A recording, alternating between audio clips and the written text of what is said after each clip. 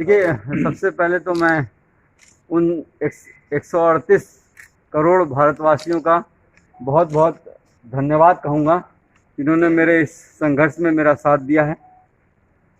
मैं जुजुर्शी का बहुत शुक्रगुजार हूँ जिन्होंने इतना अच्छा ऑर्डर दिया जिसमें उन्होंने लिखा है कि उत्तर प्रदेश सरकार ने एक झूठा, बेसलेस और एक फिक्शियस केस, मतलब बिना बात के एक ड्रामा करके एक केस बनाया और मुझे 8 महीने तक इस जेल में 5 दिन तक बिना खाना दिए हुए, बिना पानी दिए हुए इस तरह से मुझे प्रताड़ित किया गया है। तीसरा, मैं उत्तर प्रदेश के एसटीएफ को धन्यवाद दूंगा जिन्होंने मुझे मुंबई से मथुरा लाते वक्त इनकाउंटर में मारा नहीं। ये बहुत बड़ा मैं उनका धन्यवाद। डॉक्टर कफील खान की रिहाई के आदेश आ गए हाईकोर्ट के माध्यम से। 42 पेज के आदेश में हाईकोर्ट ने उत्तर प्रदेश सरकार को आदेशित किया है कि आपको अविलंब डॉक्टर कफील खान को रिहा करना है। शाम तक सारी चीज़ें चल रही थी, लेकिन अचानक से सोशल मीडिया पे डॉक्टर कफील खान के लिए एक मैसेज वायरल होने लग गया कि डीएम जो हैं अलीगढ़ के, उन्होंने डॉक्टर कफील खान को रिहा करने से मना कर दिया है। ऑर्डर की कॉपी वो नहीं ले रहे हैं। तो एक र्यूमर, पता नहीं मुझे ये लोगों को क्यों ये समझ में नहीं आ रहा है चीज़ों को, कि जो कानूनी प्रक्रियाएं हैं उसके माध्यम से कोई भी कैदी को छोड़ा जाता है।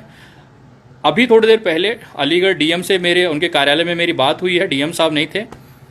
अभी जो जानकारी मुझे आई है, वैसे भी मैं इस जानकारी को जानता हूं क्योंकि मैं खुद जेल में रहा हूं और उसकी प्रक्रिया, छूटने की प्रक्रिया, कोर्ट की ऑर्डर की मुझे व्यवस्थित जानकारी है। जो र्यूमर, एक अफवाह सोशल मीडिया पे चलाया जा रहा है कि डीएम अलीगढ़ ने डॉक्टर कफील खान को छोड़ने से मना कर दिया है, इलाहाबाद हाईकोर्ट को आदेश को मानने से मना कर दिया गया है, तो ये थोड़ा सा मुझे अचंभित कर देता है। कभी भी जब कोर्ट किसी कैदी को छोड़ने का आदेश करती है तो एक ऑर्डर की कॉपी कोर्ट के अपने चैनल के माध्यम से उस विभाग को वो भेजती है, चाहे वो पत्र हो चाहे ईमेल हो। उस विभाग को जब वो पत्र मिलता है, वो पत्र पे वो कार्रवाई करते हैं। सीधा सीधा अगर मैं आपको आसान भाषा में बताऊं तो इलाहाबाद हाई कोर्ट को आदेश की कॉपी डीएम अलीगढ़ को भेजनी है।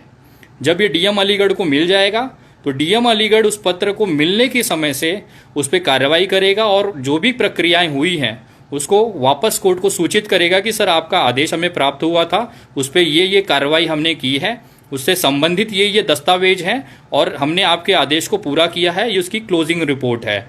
इस तरह से कोर्ट चलती है। लेकिन जो सोशल मीडिया पे दिखाया जा रहा है वो ऐसा दिखाया जा रहा है कि एक व्यक्ति जो है, या इनके लीगल टीम हो या कोई भी हो, XYZ कोई भी साधारण या फिर VIP व्यक्ति हो, वो कोर्ट की आदेश की कॉपी ले जाके डीएम साहब को दे रहा है, कह रहा है कि सर ये कोर्ट का आदेश है, आप इसे करिए।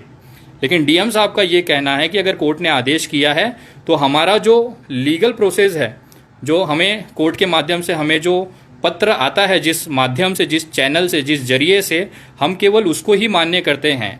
हमें नहीं पता कि कोई भी व्यक्ति मेरे ऑफिस आएगा, वो पत्र दिखाएगा, ऑर्डर दिखाएगा कि सर ये ऑर्डर है, वो सही है कि गलत है, वो कैसे क्रॉस चेक करेगा, कैसे सत्यापित करेगा, उस पर लगी हुई मुहर सही है या गलत है, उस पर हुई साइन जो सही है या गलत है। ये सारी लीगल प्रक्रियाएं हैं जिसमें समय लगता है। आपको याद होगा, एक छोटा सा उदाहरण दूंगा। सुप्रीम कोर्ट में जब डॉक्टर कफील का मामला चल रहा था तो 11 अगस्त को सुप्रीम कोर्ट ने इलाहाबाद हाई कोर्ट को आदेशित किया था कि अगले 15 दिन के अंदर अंदर आपको ये मामला खत्म करना है। अगर सुप्रीम कोर्ट का 15 दिन जोड़ा जाए तो 26 अगस्त को 15 दिन पूरे हो जाते हैं।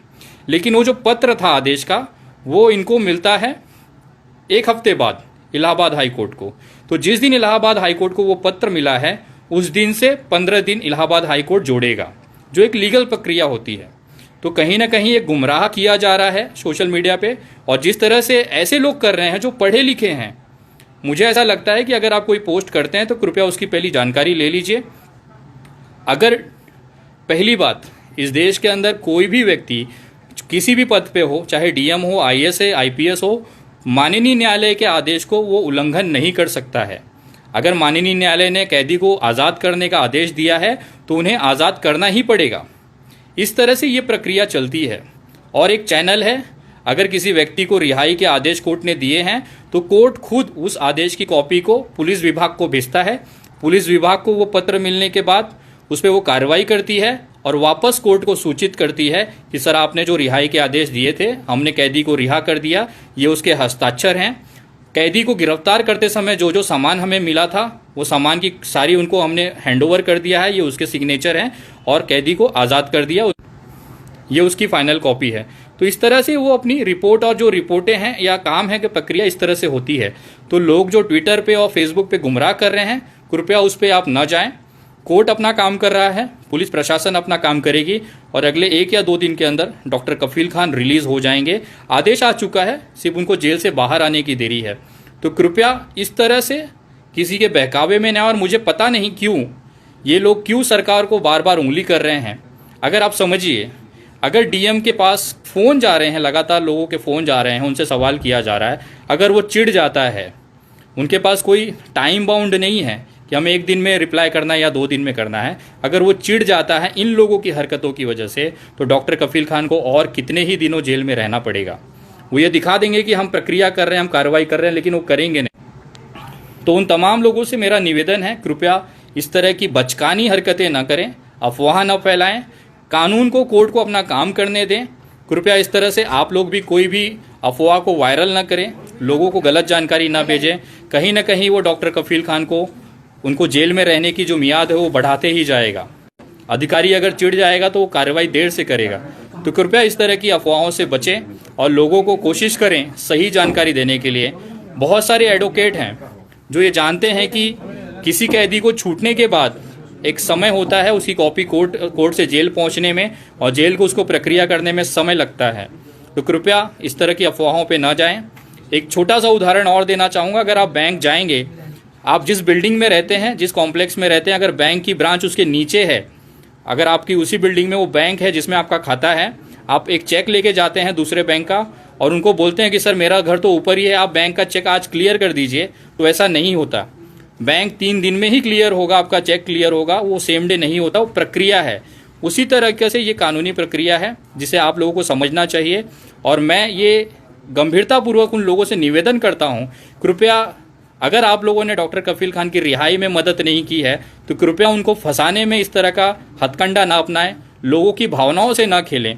अगर डीएम अलीगढ़ को सवाल ही नहीं उठता कि वो उच्च न्यायालय के आदेश की अवहेलना कर दे, इनकी उतनी हैसियत नहीं है, उनका अधिकार नहीं है, तो कृपया ये अफवाहों में ना पड़े। डॉक्टर कफील खान जल्द आप सभी के बीच में होंगे और दुआ करें। एक बेहतरीन भविष्य के लिए हमारी शुभकामनाएं हैं डॉक्टर कफील और उनके परिवार के लिए। कृपया अफवाहों पे ध्यान न दें और ये वीडियो तमाम लोगों तक ज़रूर पहुंचाएं जिनको कन्फ्यूज़न है कि डीएम अलीगढ़ डॉक्टर कफील खान को आज़ाद नहीं कर रहा है। जय हिंद, जय महाराष्ट्र।